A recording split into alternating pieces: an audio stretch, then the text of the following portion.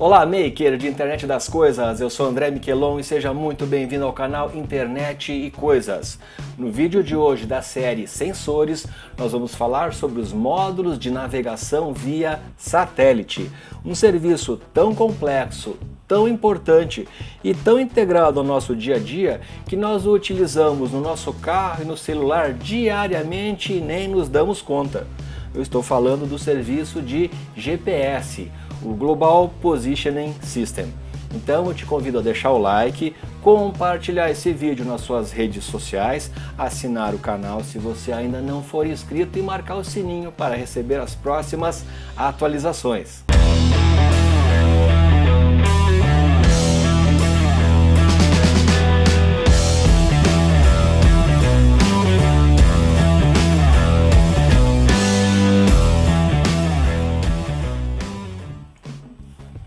O GPS, o Global Positioning System, ou Sistema de Posicionamento Global, ele é tão presente no nosso dia a dia que a gente nem se dá conta de tanto que nós o utilizamos.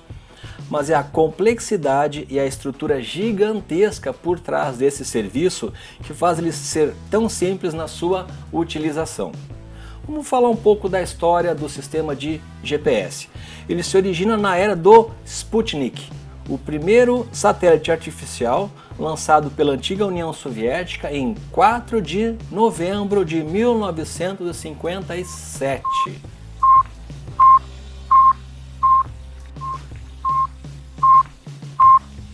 Ele completava uma órbita a cada 96 minutos, enviou o seu bip durante 22 dias e causou pânico aos Estados Unidos porque, como era possível triangular a posição de onde se originavam os sinais, eles conseguiam identificar que efetivamente o sinal estava vindo do espaço sobre os Estados Unidos. E em entrevistas da época, os norte-americanos chegavam a dizer que duvidavam que aqueles comunistas tivessem a capacidade de poder criar um item de tanta tecnologia que pudesse orbitar a Terra. Já imaginou? Bom, após isso, a Marinha dos Estados Unidos iniciou efetivamente os seus testes com navegação via satélite em meados dos anos 1960. No início dos anos 1970, o Departamento de Defesa norte-americano deu início ao projeto de satélites Navistar, ou Navigation System with Timing and Ranging, o nome então dado aos primeiros satélites de navegação. O primeiro satélite Navistar foi lançado em 1978. A constelação, que é como a gente chama esse conjunto de satélites, tem um total de 24 satélites e se tornou totalmente operacional em 1993. Eles estão posicionados na órbita média da Terra a uma altitude de aproximadamente 20.300 quilômetros. E cada satélite orbita a Terra 2 vezes por dia. O serviço de GPS é mantido pelo governo dos Estados Unidos, o qual se compromete a manter uma disponibilidade de pelo menos 24 satélites em 95% do tempo para fornecimento do serviço. As vendas comerciais de receptores de GPS iniciaram em 1970 e até o ano 2000 os Estados Unidos impunham uma precisão seletiva, assim chamada, para os equipamentos civis, restringindo a precisão a cerca de 90 metros, porque originalmente o serviço de GPS tinha foco exclusivamente militar. O presidente Bill Clinton, que liberou então o acesso e retirou essa restrição, permitindo que os dispositivos civis alcançassem uma precisão maior, que chega aí na faixa de 3 metros. São os equipamentos que a gente tem hoje. Da série original Navistar, nenhum satélite se encontra mais em operação. De 1990 a 1997, foram lançados os Navistar 2A, dos quais um ainda se encontra operacional. De 1997 a 2004 foram lançados os Navistar 2R, dos quais 11 ainda estão operacionais atualmente. De 2005 a 2009 foram lançados os Navistar 2RM. Atualmente 7 ainda estão operacionais. De 2010 a 2016 foram lançados os Navistar 2F. 12 ainda estão operacionais desse modelo.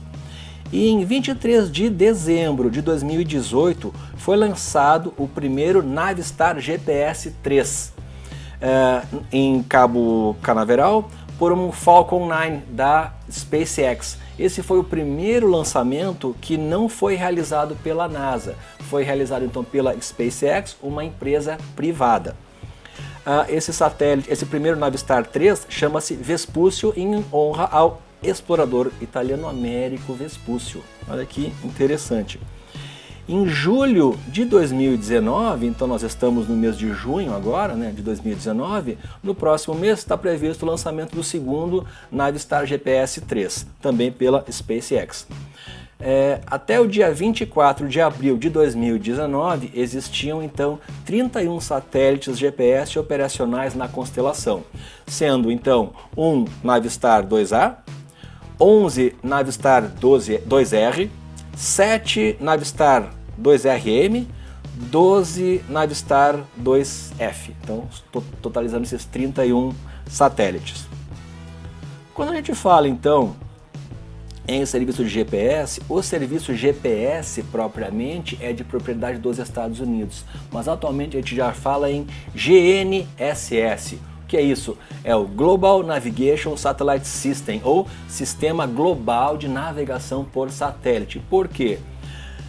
Não só os Estados Unidos dispõem de uma constelação de satélites de navegação. Nós temos atualmente 6 constelações que operam em colaboração, que é a própria constelação GPS dos Estados Unidos, a Beidou, que é o Beidou Navigation Satellite System da China, a constelação Galileu da União Soviética, o GLONASS da Federação Russa, o NAVIC, que é o Navigation Indian Constellation da Índia, e o Quasi-Zenith Satellite System do Japão. Então são 6 constelações hoje que operam satélites de navegação e permitem inclusive a colaboração entre esses serviços.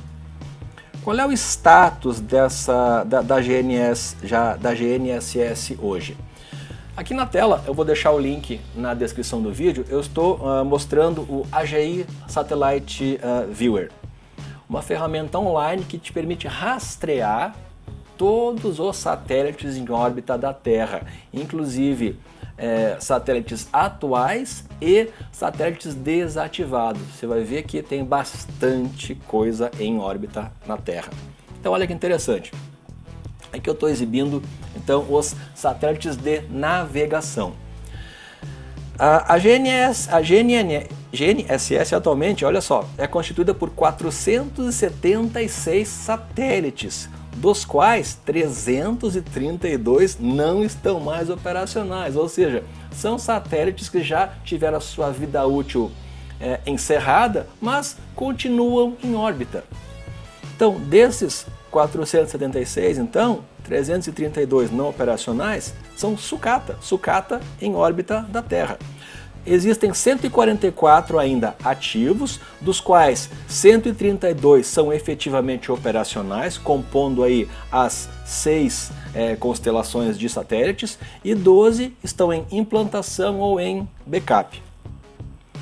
Mas como funciona, afinal de contas, a navegação por satélite? Eu vou deixar um link na descrição de um pôster do site gps.gov, o site oficial dos Estados Unidos sobre o serviço GPS, link na descrição do vídeo. Tem muita informação bacana. Grande parte da informação que eu estou apresentando para vocês veio desse site. Tem esse pôster aqui para você fazer o download que explica no detalhe como funciona. Então é bem interessante você ver aí essa informação. Você vai ver, por exemplo, que é necessário um mínimo de 4 satélites para você conseguir fazer a triangulação e poder identificar a sua posição na Terra. E é normal utilizar aí com um receptor de GPS 7 até 10, 12 satélites simultaneamente. Para quê? Para aumentar a precisão da sua informação de localização. Vou deixar também um vídeo da NASA na descrição, que está em inglês, mas explica então o funcionamento também do serviço de GPS. Mas eu quero te mostrar uma explicação um pouco mais prática, usando o Google Earth.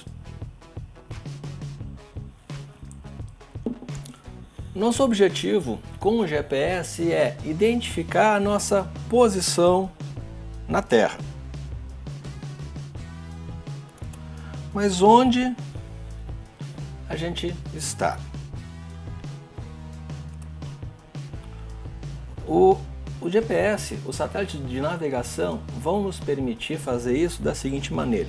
Imagine o seguinte, eu tenho um sinal de GPS que vai me indicar que eu estou, por exemplo, em uma região X do planeta.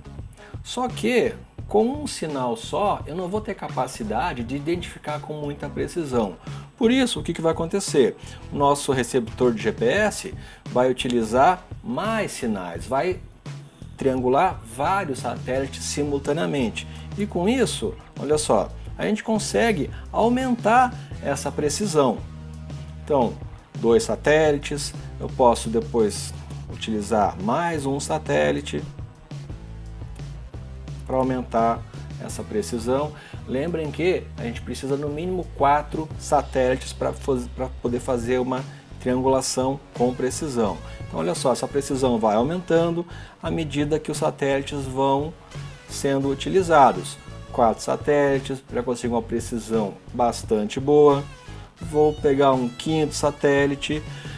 Essas áreas são exemplos, tá? Isso é só para ficar didática a explicação, mas para você entender que esses sinais nos permitem ampliar a precisão da nossa localização. Olha só, com a quantidade suficiente de sinais, eu tenho então condição de identificar a minha localização.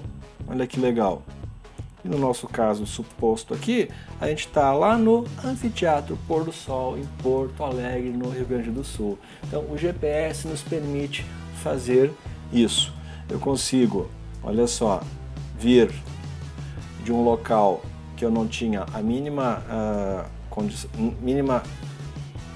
indicação de onde a gente poderia estar, e o sinal do GPS nos permite então chegar até o nosso local com precisão.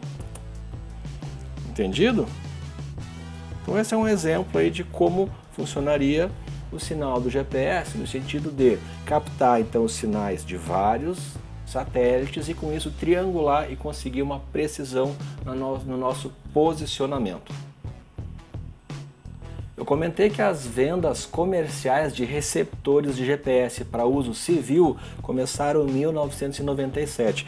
Aqui eu tenho 2 modelos da Garmin. Esse aqui é o Etrex Vista HCX, ele é um modelo de 2007, display colorido, funciona a pilha, tá? E esse aqui é o modelo da Garmin também, um Etrex Vista um pouco mais antigo, de 2005. Eles funcionam a pilha e a gente conectava no computador para fazer o upload de mapas, o upload de trilhas, de pontos de interesse. Também podia fazer o download depois dos pontos que a gente registrou e das trilhas. Usava, por exemplo, no Google Earth para visualizar. Eu fiz muita trilha e esses caras ajudavam muito. Quando você não tinha nenhuma outra referência, por exemplo, no meio do mato, quando você ia acampar, alguma coisa assim, esses caras nos ajudavam e muito. Fiz muita trilha com esses equipamentos. Lembrando que na época a gente não tinha celular, porque hoje qualquer celular vai te permitir acesso a um GPS e, por consequência, te localizar aí com vários serviços, como o próprio Google Maps ou outros serviços de GPS e mapas. Então, esses caras eram os nossos assistentes aí na época, os receptores para uso civil de GPS. Agora falando dos sensores que a gente vai utilizar com os nossos microprocessadores, o Arduino, o ESP8266, o ESP32. Sensores de GPS, existem vários modelos no mercado, mas basicamente todos eles seguem um padrão, que é o seguinte. Normalmente eles utilizam comunicação serial TTL com velocidade de 9.600 bps, bits por segundo, e uma atualização em média a cada 1 segundo, ou seja, eles vão fazer uma comunicação serial passando os dados para o seu microcontrolador com essa velocidade de 9.600, protocolo serial TTL.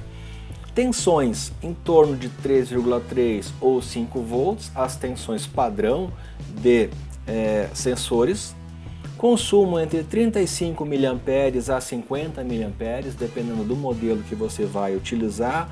Os valores que variam bastante, você vai ter modelos aí de R$90, R$100, chegando até R$500. Tudo dependendo do modelo, da precisão e da própria construção do GPS. Como esses sensores se comunicam? Eles utilizam o protocolo N60183. A N6 é a National Marine Electronics Association, que foi criada em 1957, bem antes dos GPS, né? E congrega, na verdade, uma entidade privada que congrega os principais fabricantes de produtos para a área de navegação náutica, originalmente, né? Mas também atualmente navegação aérea e terrestre. Então a N6 criou esse protocolo chamado N60183, que congrega então todos os principais fabricantes de dispositivos de navegação e permite que esses sensores se comuniquem, então enviando a informação de navegação. No nosso exemplo, aqui eu vou usar um módulo de GPS Skynav SKM53, produzido pela Skylab, uma empresa chinesa. Então é um exemplo de modelo, tá? Mas certamente você vai encontrar diversos outros modelos aí no mercado. Vou utilizar como exemplo a biblioteca TinyGPS Plus, tá? Que foi escrita pelo Michael Hart, tá? Link na descrição do vídeo. É a mais popular biblioteca disponível para interpretar as strings N6, tá? Que você vai receber então no seu microprocessador essas strings vindas do GPS e a biblioteca vai fazer a interpretação. No nosso setup aqui nós vamos usar então a nossa biblioteca, a nossa placa Robocore Blackboard, compatível com o Arduino, e a conexão aqui do módulo direto conectado à placa Blackboard, ok? Links então todos na descrição. A biblioteca TinyGPS ela é compatível com o Arduino, ESP8266 e ESP32. Esse é o exemplo Device Example, são um dos exemplos que vem com a biblioteca TinyGPS Plus, ok? Então, incluímos a biblioteca aqui, define algumas constantes. O que eu mudei aqui? Simplesmente mudei a velocidade, tá? Para 9.600, que é a velocidade padrão do módulo que eu estou utilizando. Você usa a velocidade padrão para o seu módulo. Ele usa a software serial, uma biblioteca que implementa uma porta serial via software. Por quê? Como eu estou usando um Arduino Uno, né, no caso a minha placa Robocore Blackboard, a placa possui somente uma porta serial por hardware, claro, que é utilizada na conexão ao computador. Então a gente vai implementar uma porta serial por software, usando a software serial, para que eu possa comunicar com o módulo e mantendo a serial de hardware para comunicar com o computador, ok?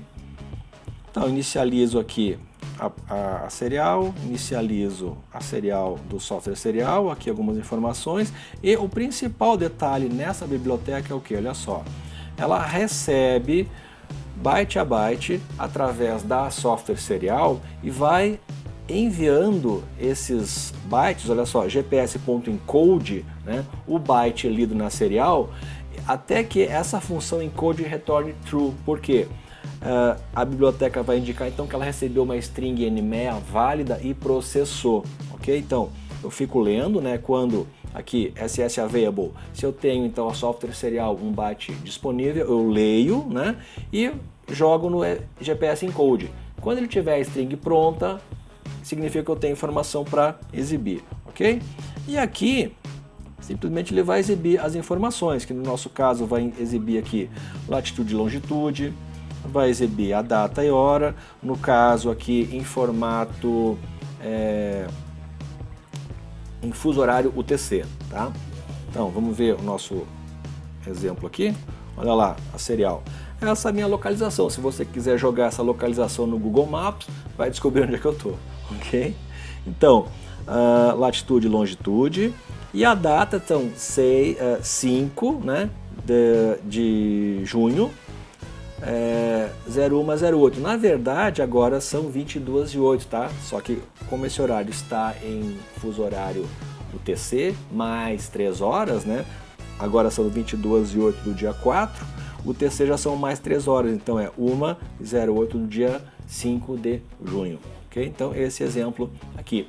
Você vai ver no link da biblioteca que tem bastante documentação, ela é uma biblioteca muito interessante, tem outros exemplos muito bons na biblioteca, então estude a biblioteca, tá? Tem muita coisa bacana nessa biblioteca, TinyGPS Plus. Como eu disse no início do vídeo, nós utilizamos GPS todos os dias para solicitar um carro para o nosso transporte, buscar locais de interesse, enviar a nossa localização para alguém, localizar trajetos. É uma tecnologia tão presente que nós sequer nos damos conta, e você vê quão complexa é a estrutura que disponibiliza esse serviço. Eu tenho certeza que a partir de agora, na próxima vez que você usar um serviço com GPS, você vai lembrar de tudo que é necessário para te permitir essa facilidade. Então, muito obrigado, continue acompanhando o canal, deixe seus comentários, compartilhe o vídeo e assine o canal se ainda não for inscrito. Muito obrigado e até a próxima! 144 satélites de navegação em órbita da Terra. E tudo começou